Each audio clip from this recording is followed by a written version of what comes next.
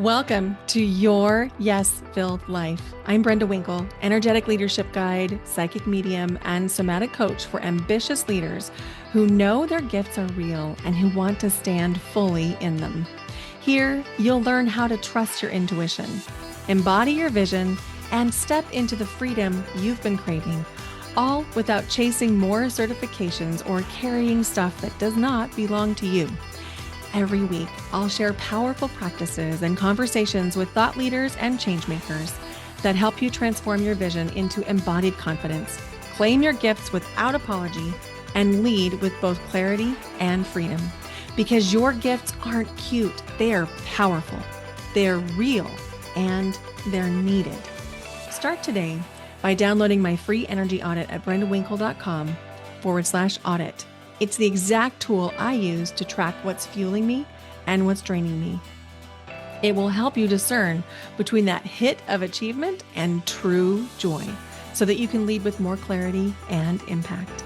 This is your space to stop proving, start embodying, and live fully in your gifts. Welcome to Your Yes-Filled Life. Hello and welcome to Your Yes-Filled Life. I'm your host, Brenda Winkle. Have you ever noticed that sometimes when things happen, maybe you get really busy, maybe life is stressful, maybe there's stuff going on, that you suddenly stop sounding or feeling like yourself? And you might find yourself tolerating more than you want, second guessing yourself more than normal, overthinking everything, not feeling clear, maybe feeling disconnected from your boundaries or even rolling them back. You start people pleasing again. You slip back into older patterns that you thought you'd already healed. Well, congratulations, you are normal.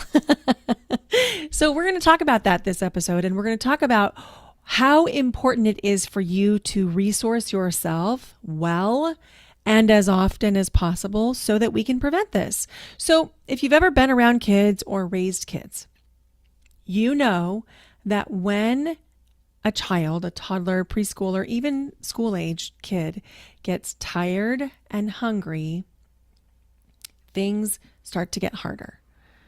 There's a lot of emotions. There can be tears. That's when temper tantrums and fits are very prone to happening. And we know this. In fact, we know this so well that across a lot of American culture, we term dinner time hour as the witching hour, which, by the way, I don't really like because it connotates that witches are bad, and I don't think that's true. But you get the point.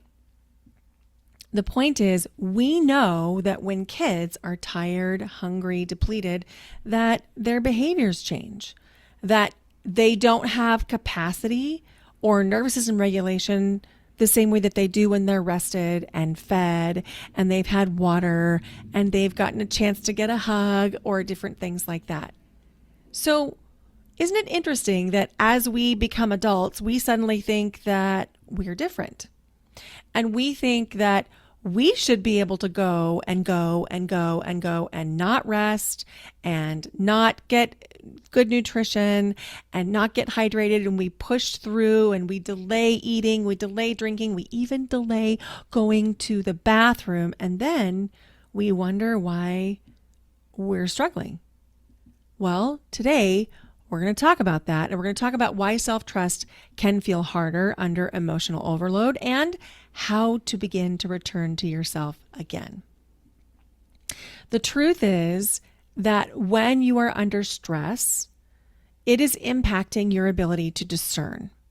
And we know that depending on the kind of stress you're under and your own unique response to that stress, that one of two things is either going to happen. You're going to get laser focused on one thing and not see the big picture, or we know that it's going to be like you scan way back, like you're in a big panoramic view where you've pulled way back so you can see the entire scene, but then you lose the details. depending on what your body is doing, it'll be one of those two things where you get like super hyper focused on the minutia and miss the big picture, or you get the big picture and miss the details. When this happens, your emotional bandwidth shrinks, your nervous system will begin to seek familiarity, because familiarity, even if it's not comfortable or what you actually want, creates safety in the body, because your brain, your nervous system, even your subconscious is coding familiarity as safety.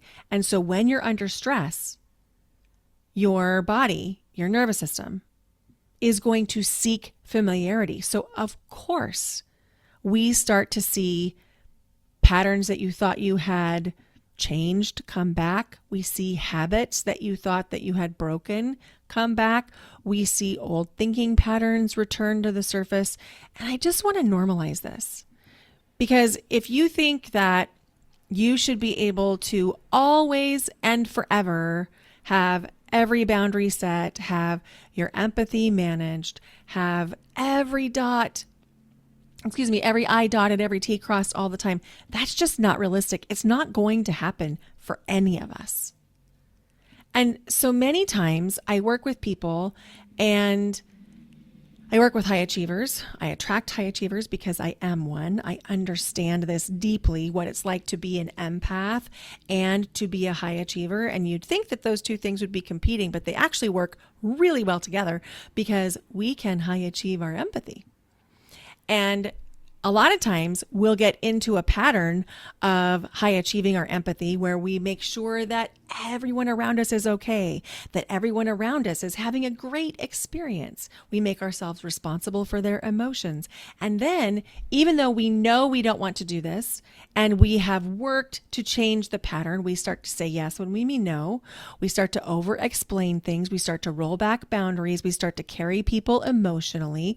We start to tolerate behavior that you normally wouldn't, and we disconnect from our intuition, instead starting to listen to the voices that are coming externally, and we over-accommodate. Exhausted nervous systems return to familiar patterns. This is not failure. This is not even regression. This is simply nervous system information.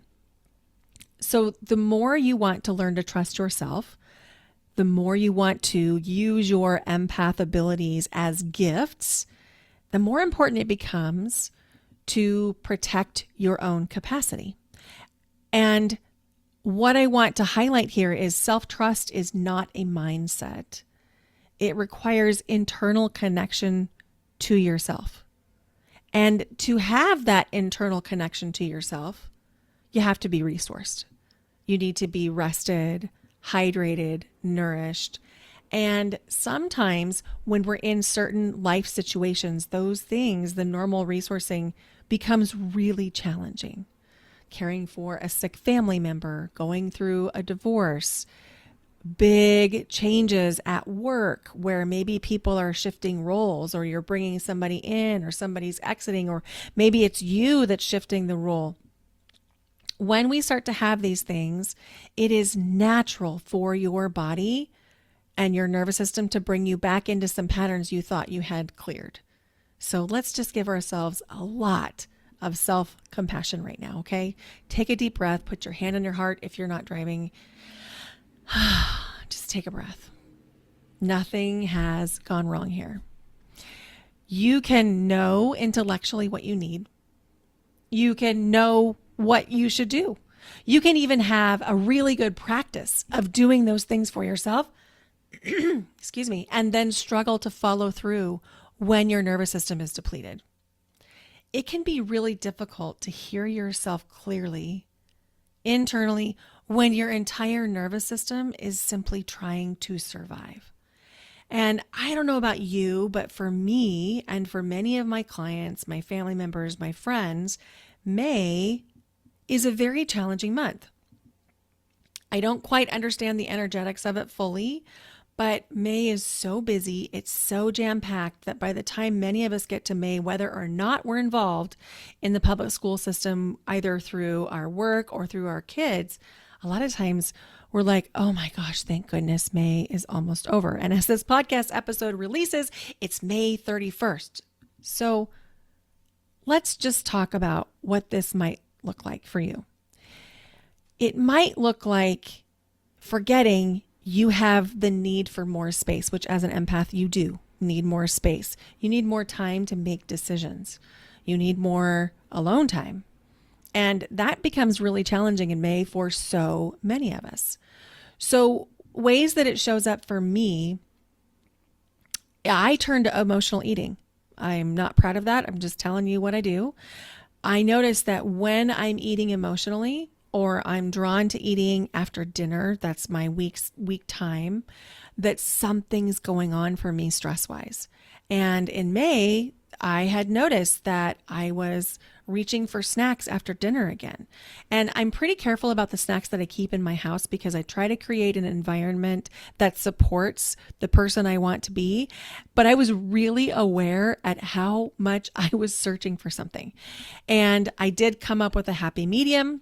I have this thing that I learned from Ali Nowitzki's Transform program. One of their other doctors in the program shared a recipe with me that I'm going to share with you. And it is for what I call nice cream. You take about between a half a cup and a cup of frozen cherries. That's my favorite. You could use whatever you want though. And half of a prepared protein shake and blend it. And then when you blend it, for me personally, I split that in half and I'll eat half of it that night and then I'll save the other half in the freezer for a second serving of nice cream another night. So for whatever that's worth, hopefully that's helpful. But I noticed that when that was happening for me, my own nervous system needed more care. That meant I needed to go to bed earlier. It also meant that I started to really look at my habits.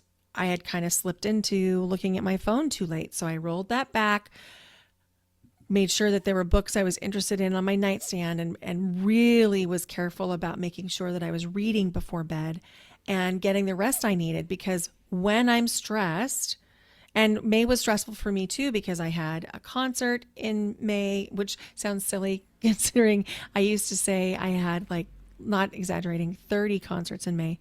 I had one concert in May. But I had other things happening. My daughter moved. I was helping her move. I was clearing out things in my own garage to make space for the things that she was bringing to me, so on and so forth. The point is, I knew I needed more support. I knew I needed more pacing that was slower. I needed more self-compassion. So if you've noticed that in yourself too, invitation to get curious around how you could give yourself more compassion, more rest, more spaciousness, because I promise no matter what, you can find it. Even if it's 3 minutes here, 5 minutes there, 10 minutes here, you can do it. When my daughter was 5, I became a single mom. And I recognized at that time how essential it was for me to make sure that I resourced myself. And so when she was 5, I would set the microwave timer for 5 minutes and we would just take quiet time all on our own. Sometimes that meant I was laying in the bed looking at the ceiling for 5 minutes, or maybe I was closing my eyes.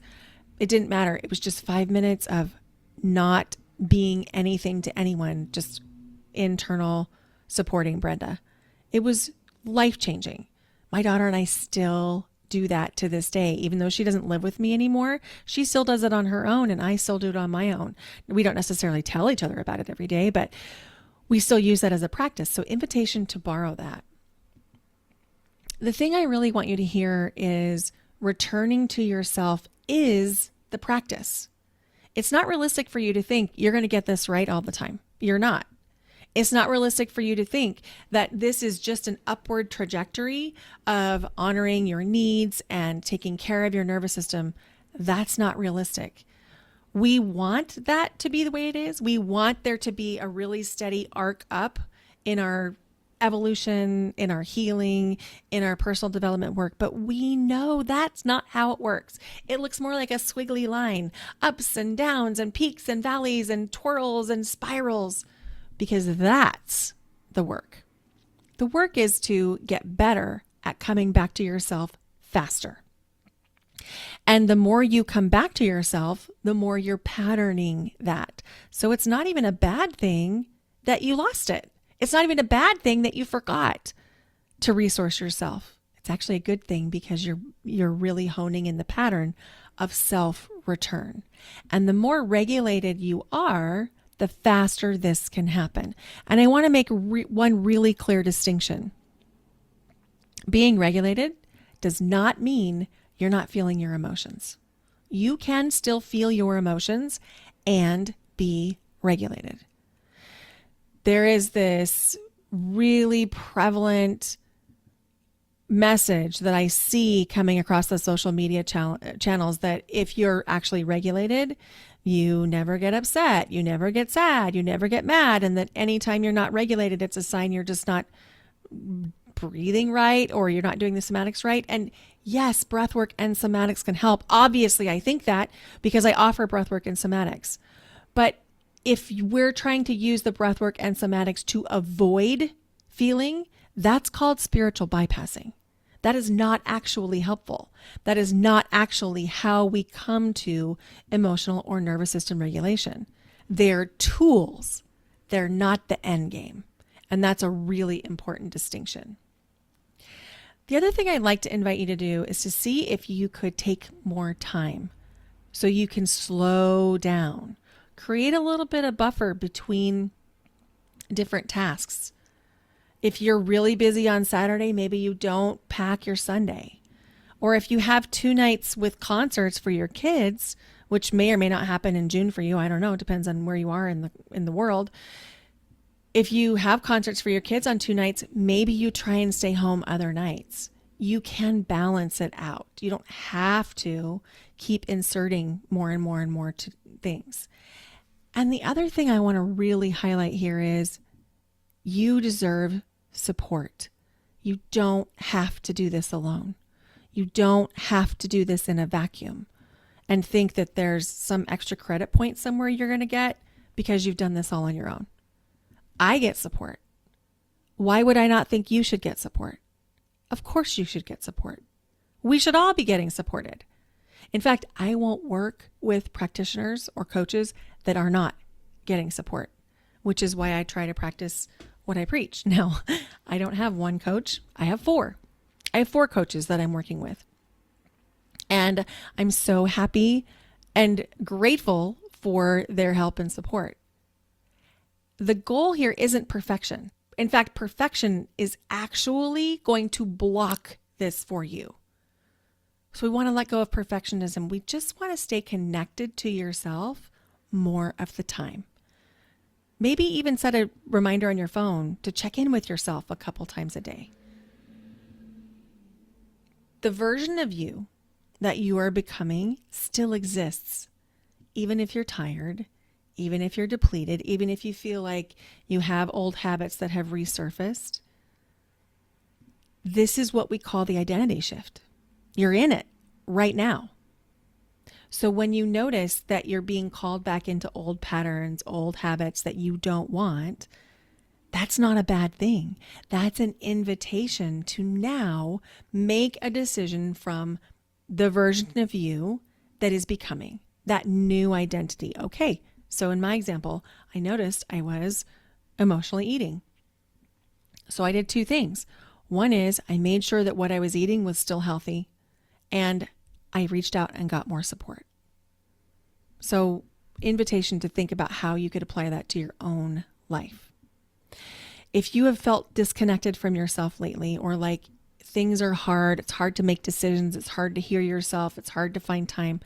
If you've noticed these old patternings resurfacing, or if you feel like your self-trust just feels quieter than it used to, just a reminder, this is part of the process in a massive identity shift to become the version of you that you're becoming. You just get to return to yourself one breath, one boundary, one honest moment at a time, where you ask yourself the question, what do I already know to be true? And I love this follow-up question, which is, what am I pretending not to know? Inside the Empowered Empath Collective, we did this work this week. It was really, really profound. So, invitation to take a little page from our book. We are currently enrolling new members in the Empowered Empath Collective, but the price is going to go up sometime this summer. So if you want to lock in the current rate of $111 a month, which you cannot beat for 4 live calls a month and a community, you can't beat that price, then invitation to come join us because the price is going to go up later this summer. I'm teaching a free masterclass on June 25th called Trust Yourself Again. I'll put the link here in the show notes. I hope you come join us at that free masterclass. And Power will be enrolling later this summer. It is the Self-Trust for Empaths program that is really my pride and joy. It is the same method and framework I used to support myself as an empath who's also a high achiever. Thank you. Thank you for listening. Thank you for being here. I appreciate you more than I can even say. If this episode was helpful to you, could you please consider sharing it with 3 of your friends? And if you could leave the podcast your rating, your review, your comments on Spotify or on the other platforms, it means more to the podcast than I can even say. This podcast is not free to produce. And one of the ways that you could help the podcast, if you chose, is to engage in some reciprocal energy and leave the podcast your rating and review wherever you're listening. Thank you so much for listening. Bye for now. Until next time.